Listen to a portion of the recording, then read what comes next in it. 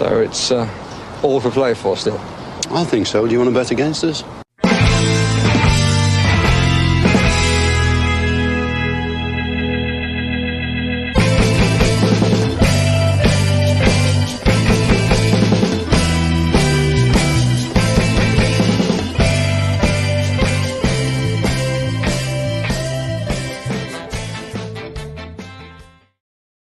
Hello, Villa fans, and welcome to For the Love of Paul McGrath podcast.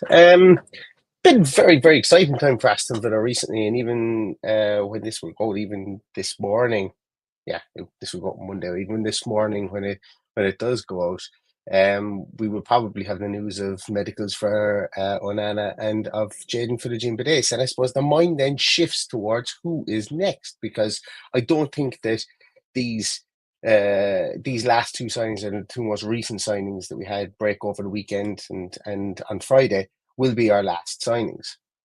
So I want to do a small piece on one specific person in particular, because he's a big name and he's somebody that 18 months ago you wouldn't have thought Villa would be able to attract. But I suppose as names keep on being added to transfer rumours, and as names keep on being added to this team itself, and this team begins to outperform itself from the point of view of getting into Champions League, when a lot of people didn't think we would have had the snowball's chance at the start of last season, bigger names become more attainable, let's say. And I know that there's an awful lot about Joao Felix, and we will get on to him in a moment. There's an awful lot about him from the point of view of, is he all he's cracked up to be? His time at Chelsea was wishy-washy. It was grand, he had a grand time at Chelsea. Sometimes he didn't work, sometimes he did work. Barcelona, kind of the same. Moves to Barcelona, and he had a decent-ish season last year, but was he this £100 million superstar that he was when Benfica sold him to Atletico Madrid? And there are an awful lot of those question marks around him, and we will get on to him in a moment. But the big thing that I wanted to talk about is, this rumour keeps on coming around, and that isn't a precursor of whether he will actually join. Obviously we've spoken about that before. I've said before that if somebody keeps on getting linked with Villa, that doesn't mean they're going to sign. If that was the case, then there'd be a statue of Benny McCarthy outside the North Stand. So just because somebody is repeatedly linked doesn't mean that they will actually sign for said club. So why have I decided to pick this person? Because I think I've been doing an awful lot of thinking about the current squad makeup as it is. And realistically, the reason I picked this guy is with the rumours of Moussa Diaby potentially being a target for Saudi clubs and moving to Saudi clubs, it's become an interest of mine as to who do we replace him with, or do we replace him with anybody at all? And also, what did he actually do for Aston Villa last season? So this video is as much a commentary on what Moussa Diaby did last season as it is the Joao Felix rumours. And Moussa Diaby, we know, played up top alongside Ollie Watkins quite a lot last year. He wasn't playing on the wings. He was played as a support striker. He was played as that second striker. At times, he was swapped out onto the right wing with Leon Bailey, and Bailey was put up top as well. But in the main, he was utilised as that support striker, as that number 9, and as that number 10, should I say, in behind Ollie Watkins. And potentially that wasn't the case. That wasn't the case at the start of the year last year. And the reason I say that is that's Emi Buendia's station. That's where he hangs out. Playing him wide hasn't been something we've seen Unai do, hasn't been something we saw Gerrard do prior to that, and it wasn't something we saw Dean Smith do. He wasn't really played wide at Norwich that much either. Emi Buendia plays through the middle. He plays in that number 10 role. And potentially last year, if we have that situation where Emi Buendia doesn't get injured in the eve of the season, Moussa Diaby probably plays wide left or wide right at one stage. But that wasn't the case. And Emi Buendia did get injured, and Diaby played as that support striker. Jacob Ramsey obviously plays on the left, plays well when he's here, isn't here an awful lot during the season. Morgan Rogers comes in, eats up that position, and becomes the starter in that position on the left-hand side. Leon Bailey obviously nails down that right-hand side. Jadon Philogene-Bidace has now come back to the club, who can play right side or left side. So where does that leave Moussa Diaby? I think it leaves him back where he started last season, or where he was playing mostly last season, as that support striker. Now, if he moves to Saudi and we get the 60-odd million for him, if that is the case, or 70-odd million or 80, keep the price out of it. The price is kind of inconsequential for this hypothetical at the moment.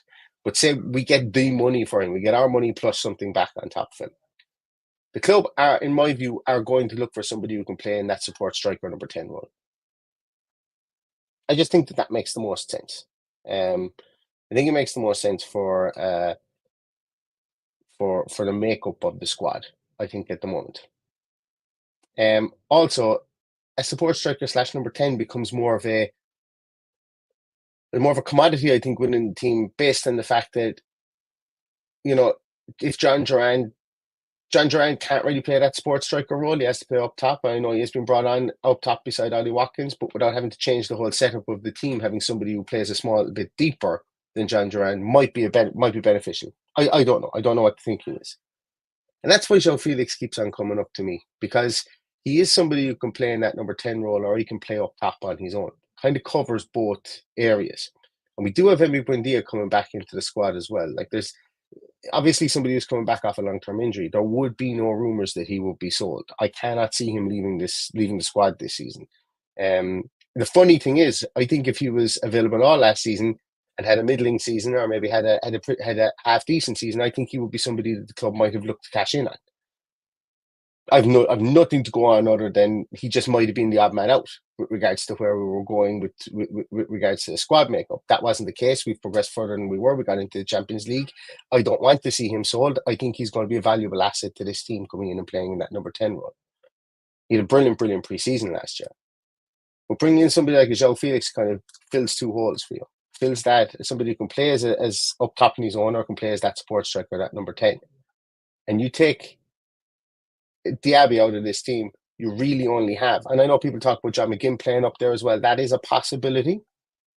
It is a possibility, but playing John McGinn up there on a full-time basis takes something away from the rest of your midfield with regards to the ability he has to get up and down that field, cover box to box, cover for people who are out of position. He's just really, really skilled in that area.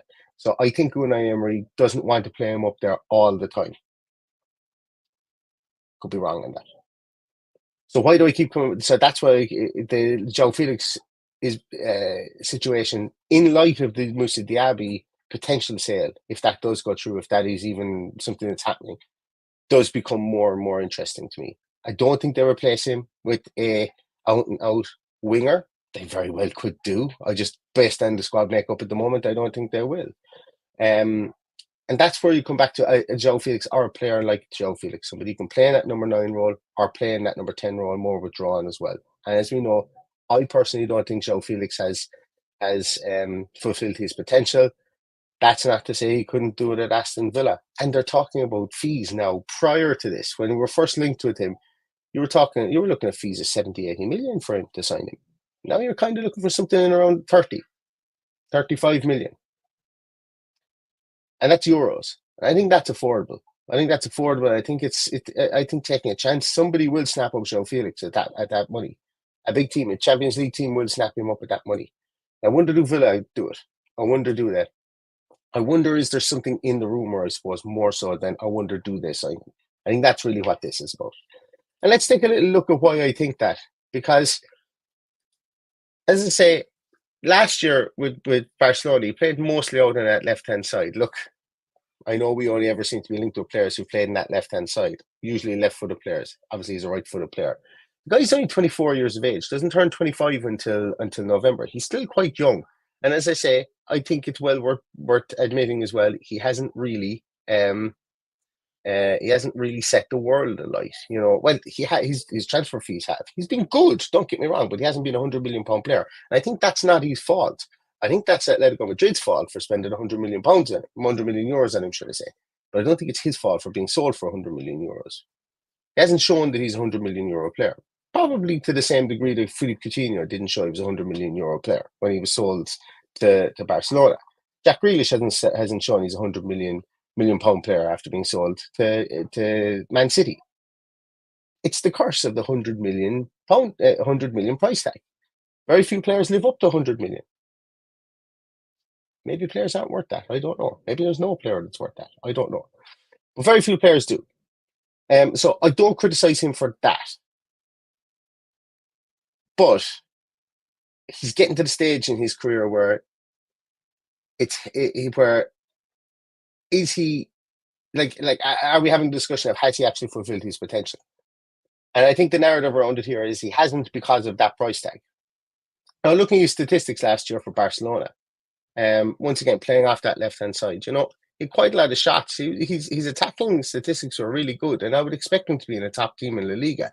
Gets an awful lot of opportunities to attack, gets an awful lot of opportunities to affect the game from an attacking position. Obviously, playing out on that left hand side when he was brought on, and so on and so forth. His passing statistics are really good. Yeah, his key passes aren't great, but usually he's been the guy on the end of the key passes, to score. To score goals. These statistics are as an attacking midfielder. What I've taken them here, the percentages are as an attacking midfielder with respect to the top 5 leagues in Europe over the last 365 days. Obviously, when he's not in possession, he's when he's in possession, gets dispossessed a lot, doesn't cross the ball an awful lot, works relatively hard. 3.87 ball recoveries, playing in that number 10 position. You are afforded, or that number, or even on the wide left, should I say, you are afforded that opportunity, specifically in La Liga, to be ultra creative and less than defensive. And when we think back to the makeup of the team Aston Villa have at the moment, bringing in an Onana, a Brutus in the middle of midfield, who is rangy and can affect the game in the middle of midfield. Boubacar Kamara, who we know is a very good defensive midfielder, can stride out of that defensive midfielder role into midfield and affect the game from there as well. And also John McGinn. From John McGinn's point of view, the fact that he gets around the field. You've got Jacob Ramsey, you've got Leon Bailey, you've got Morgan Rogers. You've got a lot of these guys who are able to work in two-way situations. Yes, I know I said about Leon Bailey. He's getting better at that, working in two-way situations, going forward and coming backwards. Morgan Rogers has shown that he's able to track back as well. That Jacob Ramsey has. So what I'm thinking here is potentially Unai Emery might want a number 10 to have that small bit of freedom. He gave it to Emi Buendia as well previously. We have to remember, Emi Buendia used to occupy that position between the defensive midfielder and the centre half and draw centre halves out very well at the end of last season, not the season just gone, the season prior, when we got into the Conference League. He used to do that brilliantly. He used to cause havoc with regards to being the tip of the triangle, if you wanted to be, with regards to that scenario. He used to do that really, really well. And Moussa Diaby didn't do that well this season. And I wonder, does Unai Emery want that? Is he building a more robust midfield to have more creativity up top? To have more creativity, once again, as I've said before, to go through the middle. To be able to go through the middle. We stifled there's almost a definitive point last season where we were able to go through the middle. Teams copped on to the way we were playing, and in January we weren't able to go through the middle. And we had to go down the wings. And that was fine. We still found ways to win games. But you have to be multiple. You have to have ability to go through the middle at some stage. You can't just say, okay, well, teams have sorted us out going through the middle. They just have a mid block there and they stop us from doing that. No. We need people who can stride past that. Onana can stride past that part of the field. John McGinn, we know, can carry the ball in there, but obviously from late January onwards, we were playing him in a more withdrawn role at times. Beside Boubacar Kamara or beside Douglas Luiz. In midfield, we hadn't got a defensive midfielder after Boubacar Kamara went out. So there's a lot of things that were stopping us playing through the middle. But having somebody up there that is creative, and Joao Felix is creative. He really, for all the things that I spoke about there a minute ago, is he a £100 million player? No, but Villa won't be spending £100 million on it. Has he ever been a £100 million player? Arguably not. He's got a one in just shy of 1 in 3 scoring record. He's 51 goals scored in 168 games, 105 starts. He's 23 assists. He's plenty creative enough. And I think the narrative around him is, well, maybe he hasn't hit the heights. And he hasn't, and that's fine. But the heights were set by somebody else for him by paying 100 million for him, not by him himself and based on his actual ability at that time. It was all on potential. So he's an interesting link. He's a really interesting link. And look, I have him here up against John Duran and Ollie Watkins, because potentially he comes in and he plays as a striker, and he may very well do that. This is that sports striker. And you can see there, his shooting and his ball recoveries as a striker, they become very different statistics. The percentages there become very different, specifically from a possession and a passing point of view. they become very different. And when we look at him here as well, this is a radiograph of him taken from FB Ref as well. As an attacking midfielder or winger, he's right up there. He's been very impressive. With his output has been pretty impressive with regards to that. And then lastly, I just want to show you here. This is the one that kind of tickles me a small bit. When we look at him in comparison to what Moussa Diaby did last year. And look, Moussa Diaby, I thought had a fine season. I don't think there was anything wrong with Moussa Diaby that can't be fixed with Moussa Diaby. I just think the biggest thing for me is Moussa Diaby, no matter who we were playing, always looked like the smallest player on the field from a physical point of view and from a vertical point of view. He's just a small built player. And if you're playing him in that 10 role, and he's coming up against the Thomas Souček, well then, it doesn't always work out that way. Emi Buendia, the same thing could be said about him, but Emi Buendia, I think, has come back bulked up. Often happens with players who are out for a period of time. Plus, Buendia has been in the league for an awful lot longer. I'm not advocating that we sell Moussa Diaby as well, by the way. I'm not advocating. I'm talking hypothetically here about why do these rumours keep coming back around again with regards to Joao Felix. And I completely understand that the rumours might have been bogus in the first place, and they might still continue to be bogus. But it's interesting the type of player is what we're discussing here. The type of player. And if Moussa Diaby does go, if those rumours are correct, and if those rumours aren't bogus, and Moussa Diaby does end up leaving Aston Villa, what type of player should we sign? And I don't think it's going to be an out-and-out winger. Interesting. It's really interesting. Because when we look at it here, we can see that Joao Felix has the uppers on Moussa Diaby in some areas, but he didn't get as many assists. And he didn't have as many expected assists as Moussa Diaby last year. But he had more contributions in other areas. And granted, he was playing in La Liga as well for one of the better teams. I fully understand that. But his skill set is consistent over the course of his career as well with what you're seeing here. I just don't have anything on the sheet here, on the stat sheet here. So it's really interesting. And that's what I want to kind of posit the question of. Well, if Moussa Diaby does leave, he will be replaced. And what type of a player replaces him? Is it an out-and-out winger? Do you guys think it's going to be an out-and-out winger? Do you guys think it's going to be a number 10 or a support striker? Do you guys think it's going to be somebody of the caliber of Joao Felix, or will it be somebody that will fit into the team? Because I think they will replace Moussa Diaby with somebody of caliber. I do think that John Duran might be replaced with more of a project player. Who that is, I don't know. But it's something I just thought I wanted to pop on and chat about. As I say, it's all consequent of rumours which have not been, I suppose, ratified or verified, I suppose, really, both on the Diaby outside of things and the Joao Felix links as well. And I'm perfectly 100% open to the comments on that as well. But this is a thought exercise as opposed to trying to convince anybody, as are all my scouting series as well. Thanks a million, everyone. As I say, this one, I meant to say it at the very start. I don't remember if I did say it or not, but this one was a pre-recorded one. If you guys were chatting in there, apologies. I didn't get to any of your chats. But I do thank you for watching and for listening through to all of these. In the meantime, I will be back with any news. Hopefully, as I say, whatever day you're listening to this, hopefully, maybe we have a Philogene Bides or we have an Onana announcement at some stage. But I do think that there will be more, so please join us. Please hit that like button and please hit that subscribe button. It costs you nothing. And come with us for the rest of the ride, for the rest of the off season, because Villa are playing Watson on Wednesday, and I hope that everybody will join us for bits and pieces that we're going to do on that as well. Anyway, I'm going to go. Thanks a million for watching. Stay safe, stay healthy, and as always, up the Villa.